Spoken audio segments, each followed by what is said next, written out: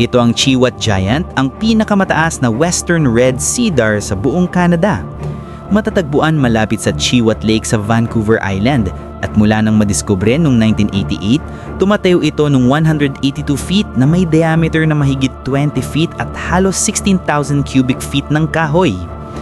Buti na lang nasa protected area ito kasi kung hindi, malamang matagal na itong nawala, lalo na't 87% ng old growth forests sa isla. Ngayon, etong tanong, akala mo ba ang What? wisteria pang Bro, what are hardin you lang? talking about, man? Hindi.